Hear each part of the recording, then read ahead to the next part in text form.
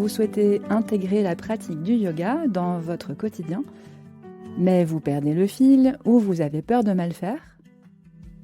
Ce podcast est pour vous. Je m'appelle Alice, je suis professeure de yoga et yoga thérapeute dans le massif de la Chartreuse et en ligne.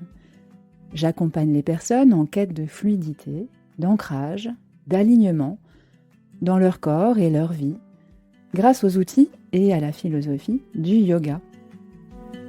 Si vous aimez ce podcast, n'hésitez pas à partager, à vous abonner et à lui donner plein de cœurs et d'étoiles sur votre application préférée.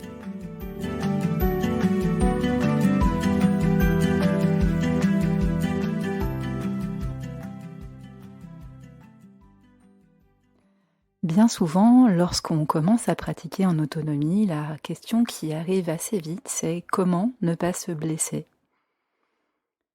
Le yoga que nous pratiquons aujourd'hui, au moins en Occident, se résume bien souvent à une de ses composantes, les postures, les asanas. Ce faisant, il s'éloigne, parfois même beaucoup, de l'essence du propos du yoga, pour se confondre avec les pratiques diverses de gymnastique ou même d'acrobatie, oubliant que sa quête n'est pas la compétition, mais la connaissance de soi et la libération. Traditionnellement, la pratique du yoga commence avec un état d'esprit dont je vous ai parlé dans le premier épisode, basé sur un ensemble de valeurs décrites dans les yamas et niyamas, qui sont la première partie des 8 membres du yoga, Ashtanga Yoga, qui n'a rien à voir avec l'Ashtanga Yoga Vinyasa. La conscience, l'accueil de ce qui est, ici et maintenant, l'intention claire, la sincérité et l'attitude non violente seront vos ressources pour cheminer avec confiance dans votre pratique personnelle autonome. Comme je vous le disais dans l'épisode numéro 2, la pratique posturale vise à libérer le corps de ses tensions et à créer de l'espace pour que la respiration puisse s'approfondir et s'étirer, permettant ainsi, peu à peu, plus de distance et de maîtrise vis-à-vis des vrittis, les agitations du mental, pour s'approcher petit à petit de la clarté mentale et de l'harmonie qui l'accompagne. Bouger dans toutes les dimensions, dans toutes les directions, répond aux besoins physiologiques de notre corps, qui n'est pas conçu pour la dose de sédentarité et la répétitivité que nous lui infligeons quotidiennement. Un corps qui ne bouge pas suffisamment est un corps qui respire mal, qui est donc mal nourri, qui s'encrasse, souffre, se tend, se crispe, ce qui colore notre vision du monde et nos pensées, obscurissant en nous ce que les yogis nomment Purusha. TKV Desikachar, le fils de Tirumalai Krishnamacharya, dans son livre Le yoga, un éveil spirituel, nous explique: Purusha, celui qui voit, qui perçoit, est une des 2 parties de l'univers, donc de chacun de nous. L'autre partie est appelée Prakriti.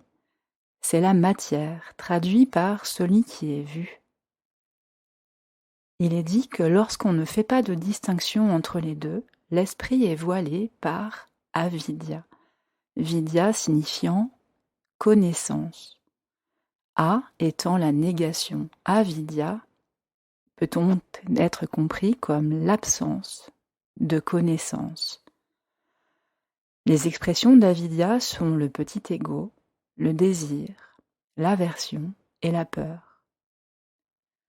Les actes découlant d'avidya nous mènent aux souffrances ordinaires qu'on appelle dukkha. Ce sont les sensations de restriction, de frustration, d'addiction, d'attachement et de déception.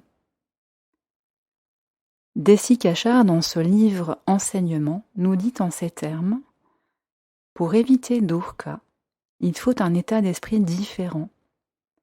C'est pourquoi le yoga insiste tant sur la qualité de l'activité mentale. Bien qu'il y ait des centaines de définitions sur le yoga, la plus importante de toutes est celle qui le définit comme la transformation de la qualité de l'esprit. C'est-à-dire un changement dans son comportement, dans sa manière de fonctionner et de percevoir. Le yoga cherche à provoquer le changement pour que l'on puisse gagner cet état de clarté qui nous indique s'il faut poursuivre une action ou bien la changer, ou bien attendre, ou l'arrêter. C'est comme cela que l'on peut éviter Durkha. Il n'y a pas de solution toute faite. On trouve des réponses grâce à la clarté de l'esprit. Vous l'aurez compris, la pratique posturale, pour se révéler efficace et bénéfique sur le long terme, a besoin de la respiration consciente, mais aussi de la conscience et de la compréhension de ce qui est en nous, travers comme vertu. Et c'est en vous accordant cette attention sans pression que vous cheminerez le plus loin dans votre voyage intérieur. Concrètement, dans toutes les pratiques posturales que l'on aborde lorsqu'on débute plus ou moins le yoga, quelques repères vous permettront de faire l'expérience d'une posture bénéfique. Commencez toujours par vous auto-grandir. Pour cela, utilisez les appuis que vous avez au sol, repoussez-vous avec fermeté, tout en cherchant à rester dans un sentiment, un ressenti agréable. Debout, ça peut être les pieds qui s'enfoncent profondément dans le tapis, l'avant des pieds et les talons, activant légèrement tous les muscles du bas du corps jusqu'au bassin, de bas en haut, comme si vous vissiez vos pieds dans le sol. Laissez alors vos épaules s'éloigner de vos oreilles et votre buste s'installer spontanément, bien au-dessus du bol de votre bassin, et votre tête s'équilibrer sur votre cou. Si vous ressentez une ouverture dans le haut du buste et à la fois un léger relâchement de vos épaules ou une sensation agréable de force tranquille, vous êtes sur la bonne voie. En position assise, repoussez le sol avec la pointe, les pointes osseuses de votre bassin sous vos fesses, les ischions. Grandissez-vous à nouveau. Si des tensions apparaissent dans la posture assise, essayez de vous asseoir sur un petit support comme une couverture pliée ou un petit coussin. Et de manière générale, faites en sorte que vos genoux soient soutenus ou sur le sol. Depuis l'appui des ischions, étirez le sommet du crâne vers le haut, bien dans l'axe de votre bassin, et relâchez votre visage, vos mâchoires et vos épaules. Dans une posture sur les mains, placez les doigts bien écartés dans l'alignement des épaules et activez les muscles de vos bras en vous repoussant du sol.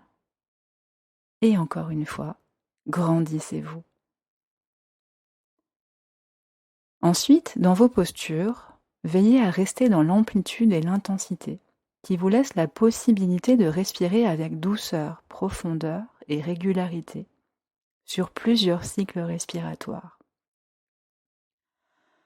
Ne pratiquez que le nombre de cycles respiratoires qui est confortable pour vous. Et sortez de la posture avant de vous sentir mal dedans. Lorsque vous entrez et lorsque vous sortez d'une posture, prenez le temps de décomposer le mouvement en gardant l'intention de vous grandir. Petit à petit, vous allez apprendre à utiliser l'ensemble de votre corps pour créer plus d'espace à votre respiration, plus de fermeté et de confort dans l'assise. C'est le fameux Sthira Sukhasasanam, l'assise ferme et confortable, dont nous parle Patanjali dans les Yoga Sutras, qui installe les conditions favorables à l'observation détachée menant à la méditation et à la clarté mentale. Je vous propose aujourd'hui une pratique posturale visant à améliorer le souffle par l'ouverture de la cage thoracique et le renforcement du centre et du dos. Dans la troisième partie, je vous proposerai une introduction au pranayama avec la première étape de la pratique de Nadi Shuddhi, respiration alternée équilibrante que vous pouvez pratiquer à n'importe quel moment du jour et de la nuit, tant pour vous apaiser que pour vous concentrer. Comme d'habitude, vous trouverez ces accompagnements audio dans 2 autres parties distinctes à la suite de celle-ci. Bonne pratique! Namasté!